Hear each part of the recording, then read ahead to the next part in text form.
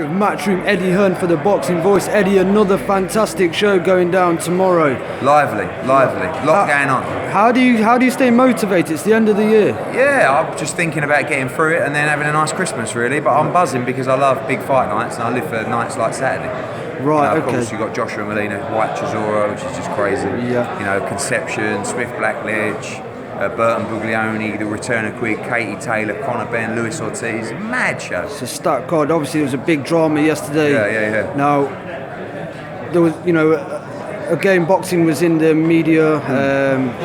It's bad publicity, but bad publicity is good publicity, as they say. So obviously, you've got to get the mix right between hype and the conduct of the sport. And yesterday, they crossed over. So, listen, as a promoter, of course, everyone's talking about the fight. Everybody wants to see the fight. But, the bodies, British Boxing Board of Control, we've got to see it at 3 o'clock, are not happy. And they're rightfully not happy. You can't have that going on. So there's a line which you try and push to, but you mustn't cross. And they cross the line, and he may pay the price. He may get a fine from the British Boxing Board of Control. Looking back in hindsight, do you think you could have done more, maybe knowing what happened with gloves are off? Yeah, but we agreed no head-to-head, no face-off. Right. So that's generally where the trouble starts. No one could have... The problem is with Dereck Chisora, he's so unpredictable. He does crazy things. So no one would have expected him to pick up a table and flip it over towards us. We had 2 security behind him, so that when he stands up, they come in and make sure he doesn't... But those 2 fighters never got within 10 feet of each other yesterday.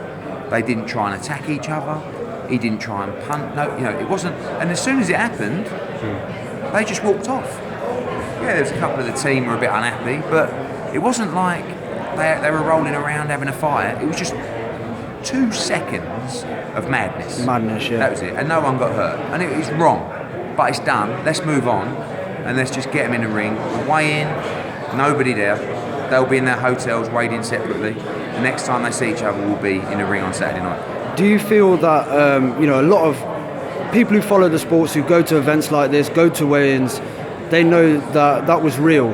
But there's people out there saying it was staged. And what's your opinions on that? Listen, I've never staged anything. People probably won't believe that. I'd never ask a fighter, listen, just go up to him and do this and put your head on him.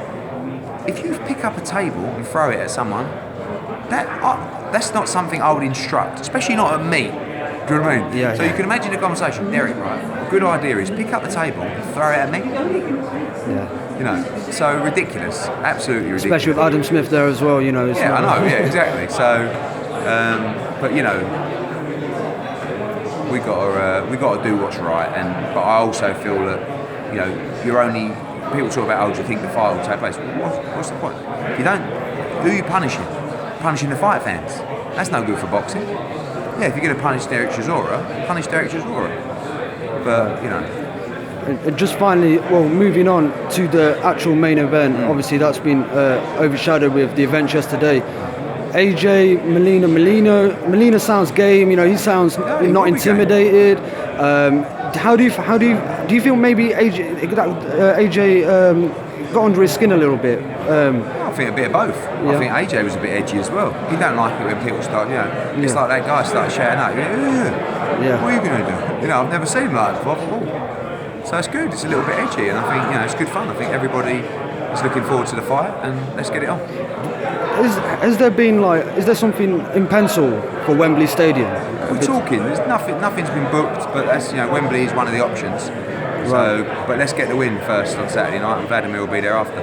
And what's your plans for 2017? I know you've got Bellew and Hay. You're not going to retire. No, we've got Bellew and Hay. We've got some big plans for February as well. Yeah. April looks like Brayman Cleverly as well, the rematch. Also potentially Klitschko against Joshua. Return of Kell Brook. Callum Smith's got to fight the winner of James DeGale against Badou Jack. That fight's on January the 14th as well. So already getting stacked and working on the rest now. Are you looking forward to the competition with BT next year? Great. Do you think that will help you? I think I've been working too hard, trying to satisfy everybody. because there's been no other place for them to go.